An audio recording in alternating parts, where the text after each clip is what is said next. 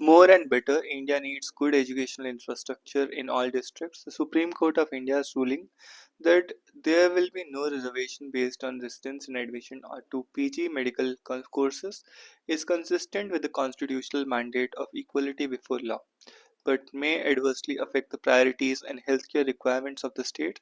The court has reminded everyone that there is only one domicile for Indians and that the right to seek admission anywhere in the country must be open to all residents of all states.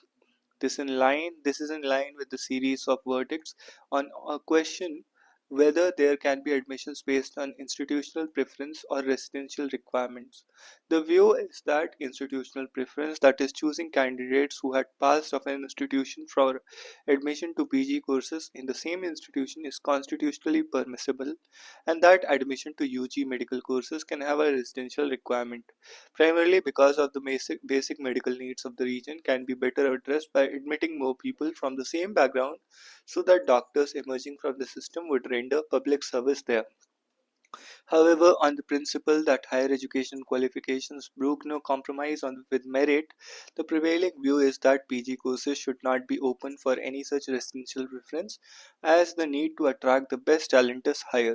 Many states do fill up the PG seats in government medical colleges and the seats available to them in private colleges, barring those that are filled on all India basis, with candidates drawn from their own states. Candidates from other states can enter PG medical courses in a state only through national quota. This system, now impermissible, has its own jurisdiction.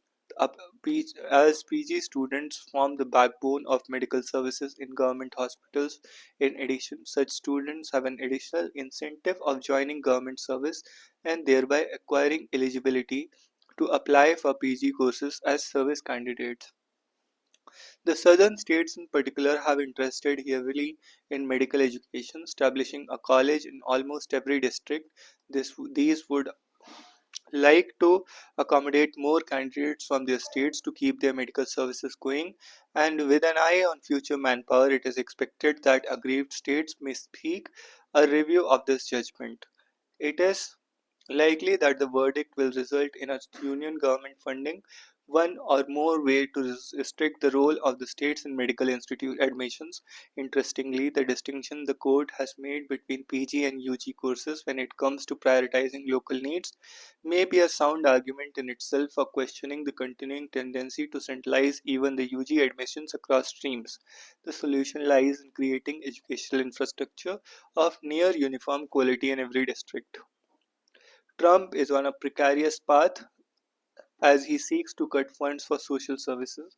The policy agenda of US President Donald Trump suffered a political setback when a controversial memo issued by his administration's Office of Management and Budget proposing to freeze federal funds for a range of social services was blocked by a district court judge.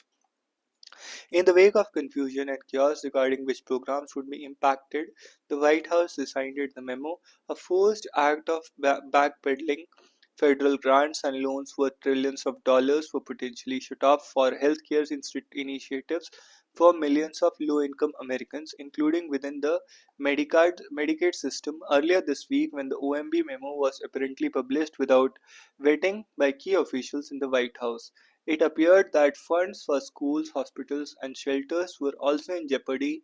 In most cases, policies that would have assisted vulnerable groups. The administration has now clarified that benefits such as supplemental nutrition assistance program and the student loans would not be affected by the freeze, nor would Medicare, Medicaid, and Social Security payments and funds for small businesses, farmers, Pell Grants, Head Head Start rental assistance and similar programs.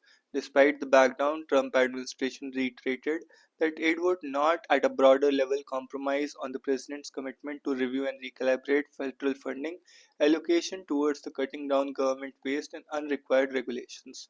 White House President Secretary Caroline Leviat said on social media, "This is not a recession of a federal funding freeze.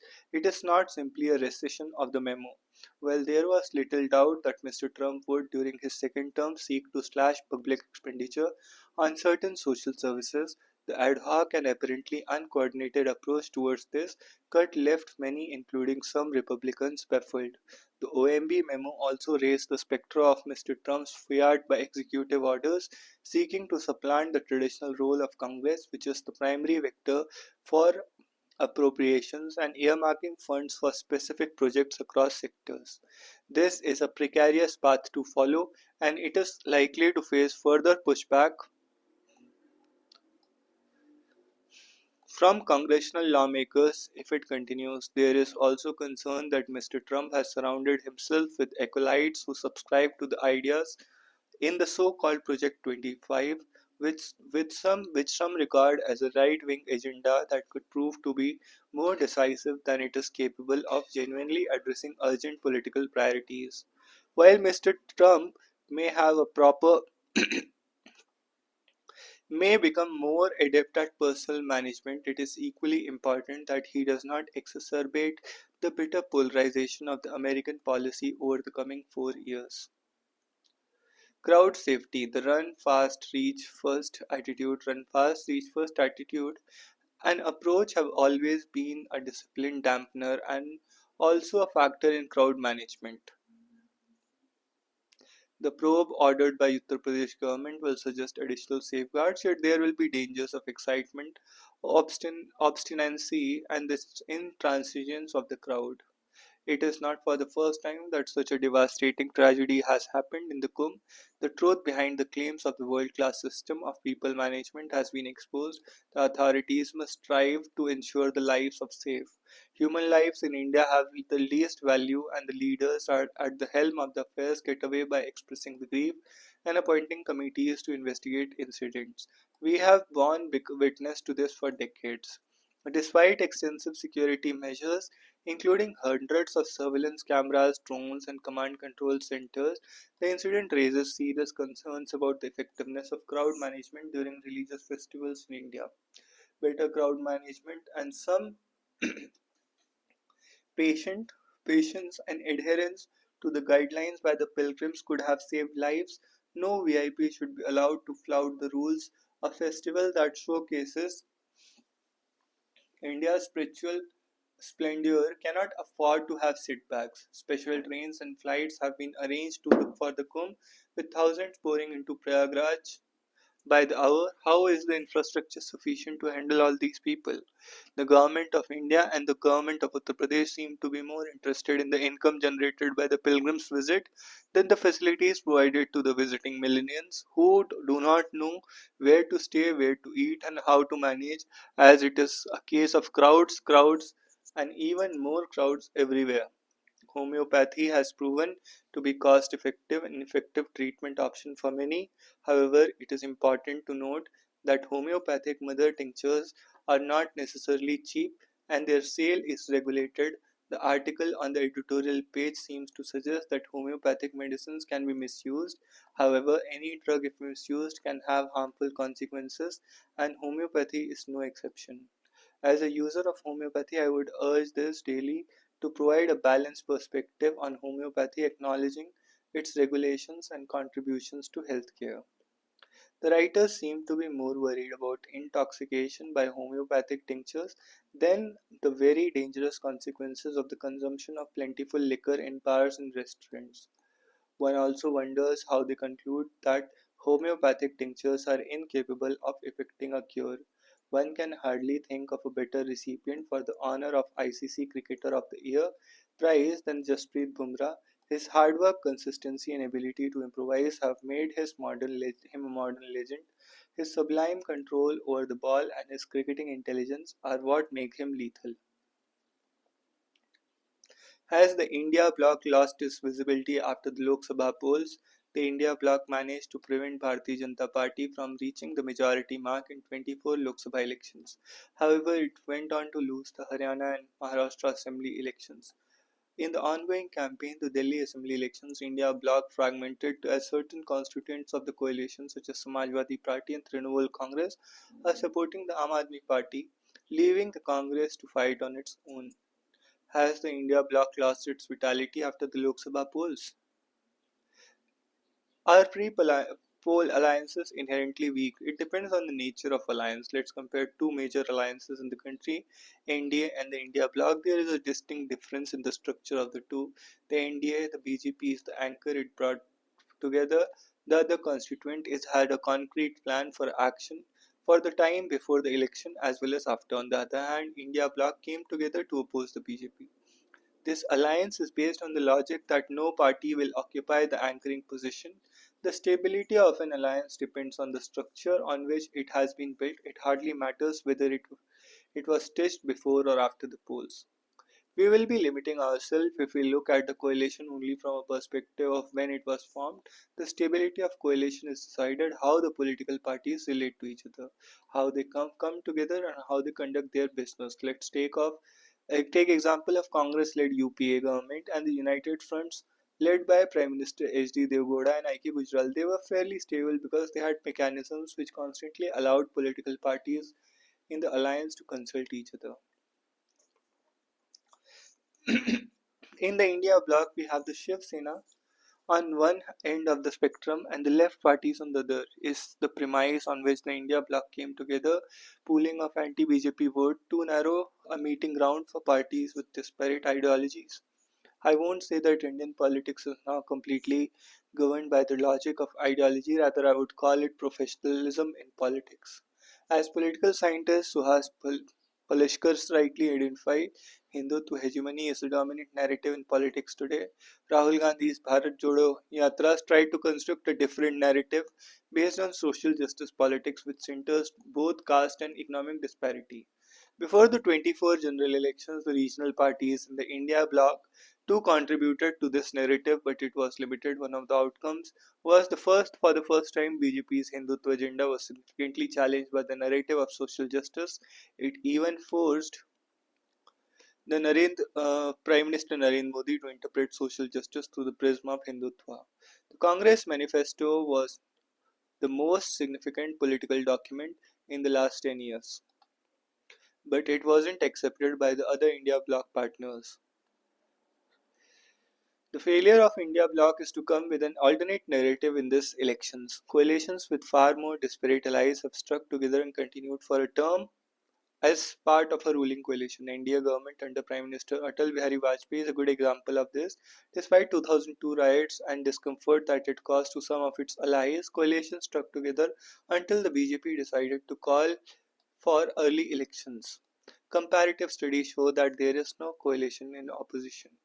The willingness of opposition to form pre-election electoral coalition increases only when constituents think that incumbent regime is weak and will likely be defeated. The 24 general elections gave the opposition such a movement, but once the BJP came to power, the moment passed. Now we are back to business as usual. A source of tension within India bloc is constituents' relation to the Congress. There have been enduring criticism that Congress is the weakest link in the bloc. Do you agree? Congress is the only pan-Indian party in the opposition coalition. When we say the Congress is weak, I think the weakness could have two meanings. A coalition requires an anchor.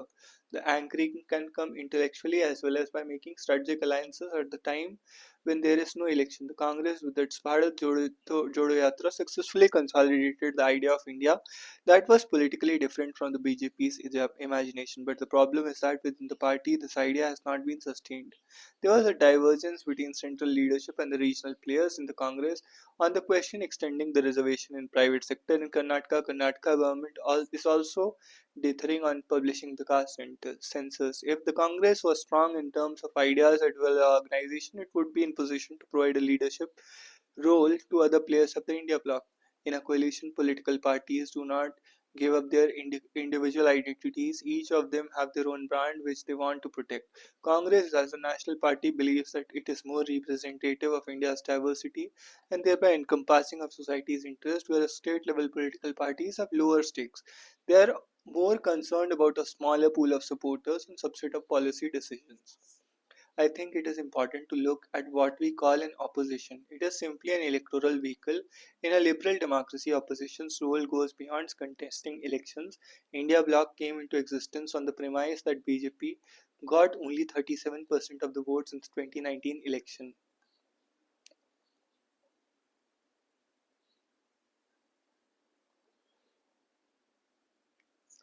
but it did not have a common minimum program.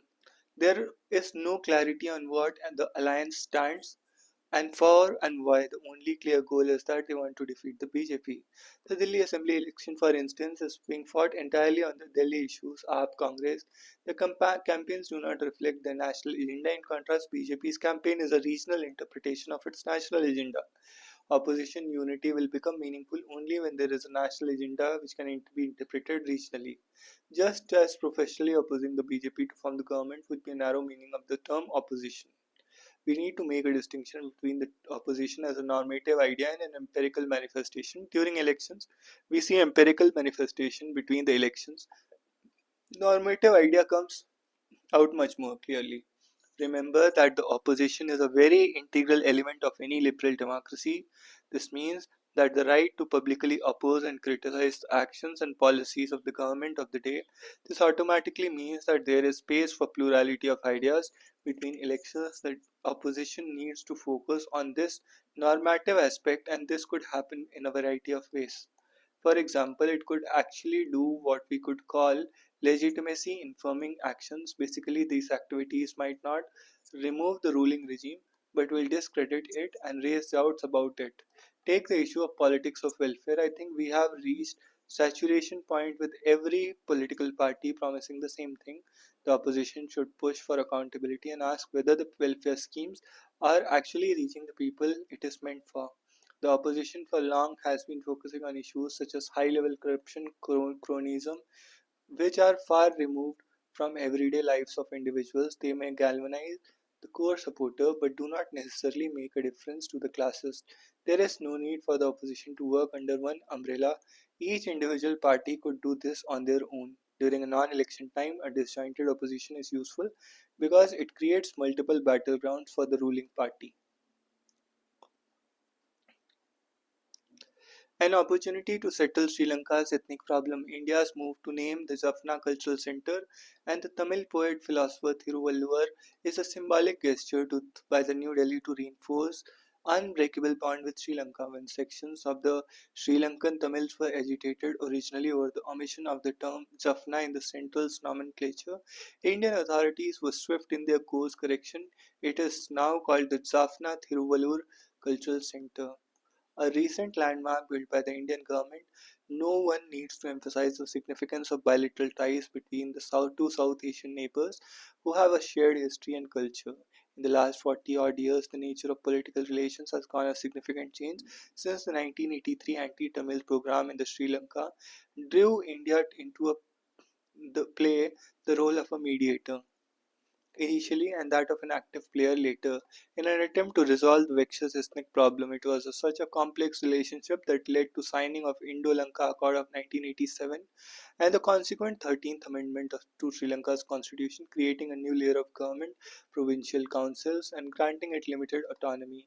At that time, the Janata Vimukti JVP, the party which Sri Lankan President Anura Kumara Dissanayake belongs, was among those which opposed the accord in the amendment. According to critics, the two were considered to be impositions of India on Sri Lanka. The Tigers of Tamil Elam.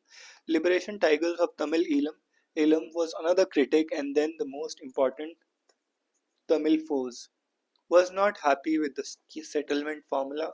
The LTTE was for divisions of Sri Lanka and creation of Tamil Elam, an idea that India can never agree with.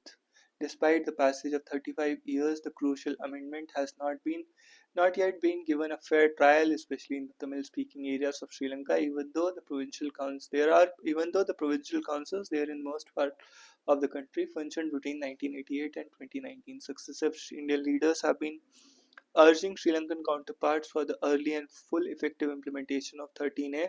In fact, when Indian External Affairs Minister met Mr. Disnaike in Colombo in early October 24 to invite him formally to visit India, he too referred to this much used phrase. But the absence of any explicit reference to the amendment in Prime Minister Narendra Modi's public remarks during Mr. Disnaike's state visit to New Delhi in December 24 has raised the question whether India has begun distancing itself from the issue of implementation of 13A. Even though it is too early to arrive at a conclusion, as Mr. Modi did call for a fully implementing the Constitution of Sri Lanka and conducting provincial council elections. One is tempted to recall the suggestion made by Mr. Jaishankar in his capacity as Foreign Secretary in February 2017 to the now defunct Tamil National Alliance to move beyond the merger issue. The northern and eastern provinces had remained together nearly 20 years till the Supreme Court of Sri Lanka annulled such an arrangement in October 2006. Mr. Modi's silence is to be viewed against the backdrop of JVP's traditional position on the amendment. It is not clear whether Sri Lanka's ruling coalition of the JVP-led National People's Power still favours the repeal of the amendment, while Sri Lanka's Prime Minister Harini Amara Suraya told the island February 23 that we believe that it is 13A should be implemented, but we have a debate whether it could be a tenable solution for the national problem. Mr. Dissanayake in his campaign in Jaffna a few months ago for parliamentary posts did not touch upon the issues of greater power devolution and a political statement to the ethnic problem while pointing out that the incomplete constitution process, which began in 2015, would be built upon the manifesto of a devolution of political and administrative power to every local government district and province and holding elections within a year to provincial councils and local bodies which are currently postponed indefinitely. If the political discourse in Sri Lanka is any indication, elections to the local authorities may take place sooner rather than later.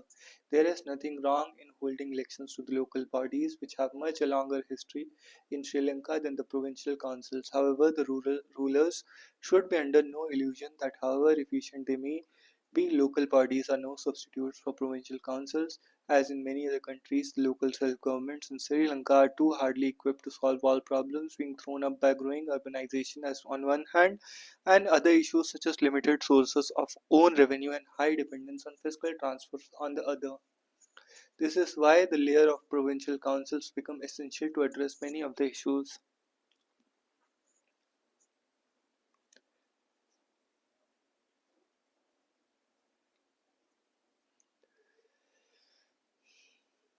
It was not without reason that interim report of the steering committee of Constituent Assembly in 2017 pointed the wide consensus among chief ministers, provincial councils and various panels that provinces could be recognized as the primary unit of devolution.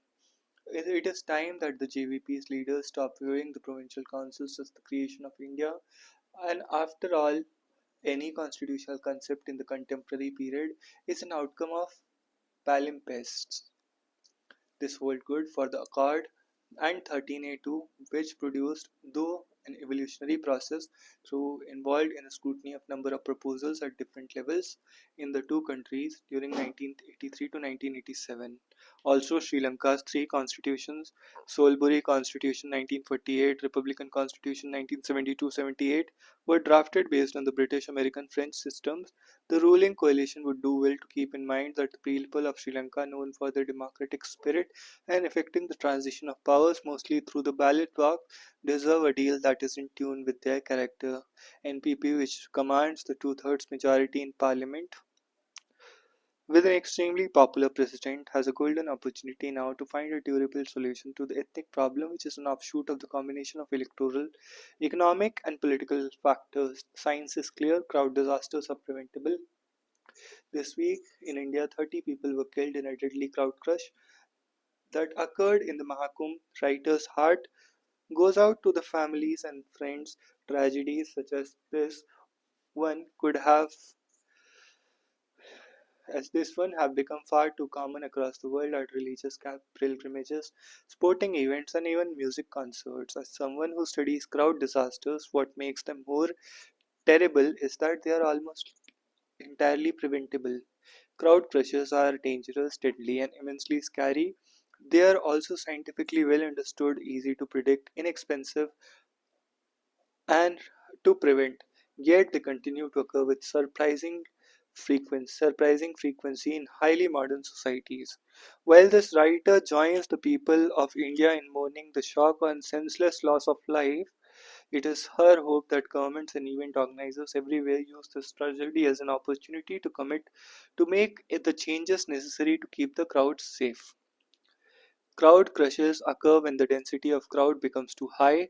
Scientific studies have repeatedly shown that as crowd densities of 5 persons per square meter, there is a risk of crowd injuries, and that at 7 people per square meter or more, likelihood of death or serious injury is high.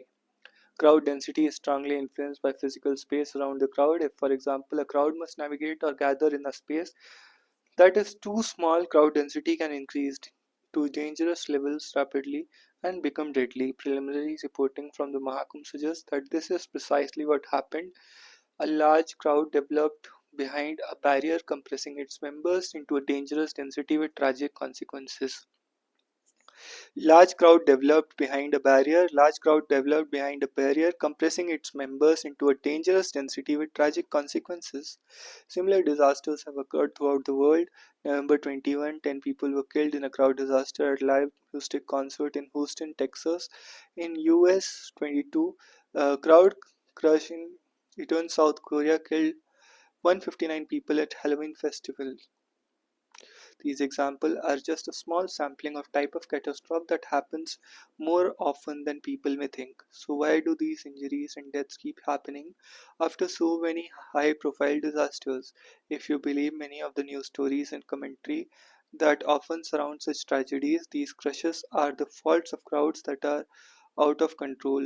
We are too quick to blame the victims of these scenarios and too eager to use conventional wisdom, stereotypes, and rule of thumb as substitutes for actual science. But the science itself is clear. Preventing crowd crush requires keeping crowd densities at safe levels, and the only entities who can do so effectively are the local governments, event organizers, and promoters who plan to oversee these large events.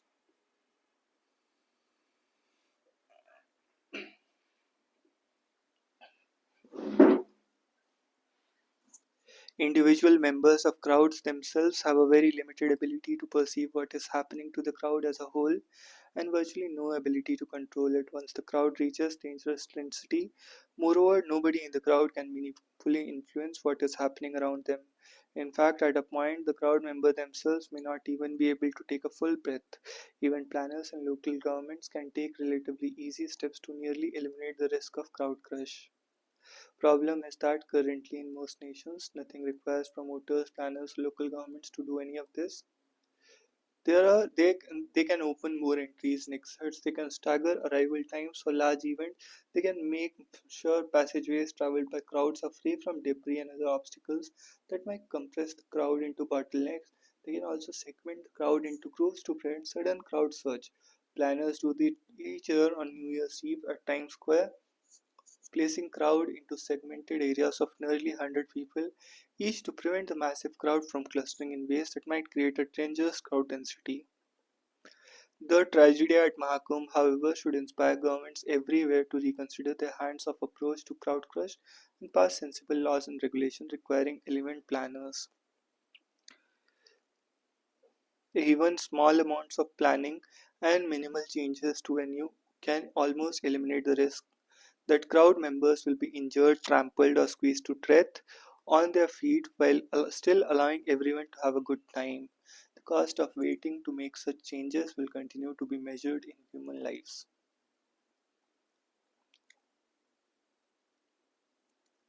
The fund sought by United Nations Human Rights Chief in 2025 $500 million extra budgetary resources to support the monitoring and investigation of human rights associates. 92 million passengers, Dubai Airport. The record inflows into value mutual funds. 22,000 crores in value mutual funds have witnessed robust interest.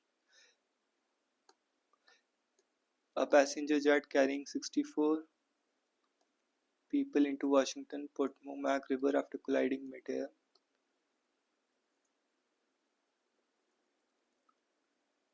Number of services offered on Andhra Pradesh Manamitra.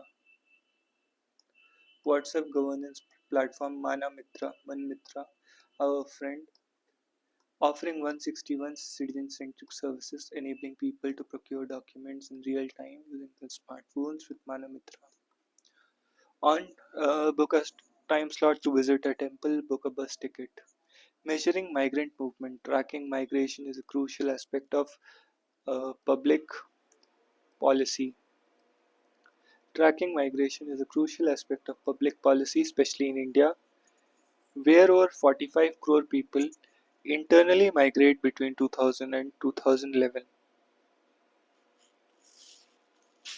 With the next census yet to be conducted, delaying key data on migration trends between 2011 and 21, alternative methods for assessing internal migration have become necessary. Economic Advisory Council to the Prime Minister has proposed a fresh and practical approach for measuring migration. Their paper examines population movement to and from major migrant hubs like Delhi and Mumbai during and after the COVID-19 pandemic using telecom data and unreserved travel records. Additionally, they look at bank account activity to strengthen their analysis. Unreserved train ticket data. Charts 1, 2, and 3 illustrate the share of unreserved train tickets issued from all states to Delhi, Maharashtra, West Bengal, states known for their relatively strong economies and job opportunities. 2023 as reserved tickets are typically more affordable option. EACPM paper argues that they serve as a useful proxy for blue collar migration.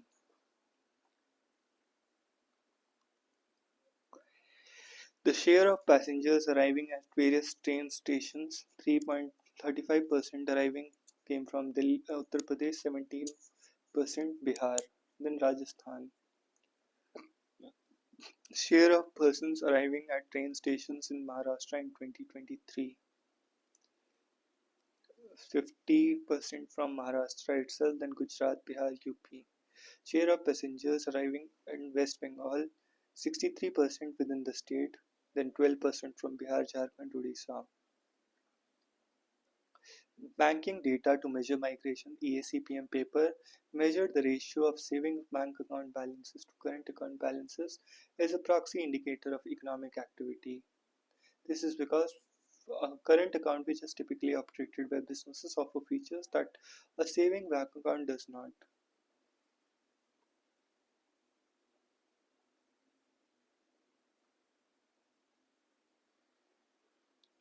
Telecom data. What Severance teaches us about corporate indoctrination. So that's all for today. See you in the next one.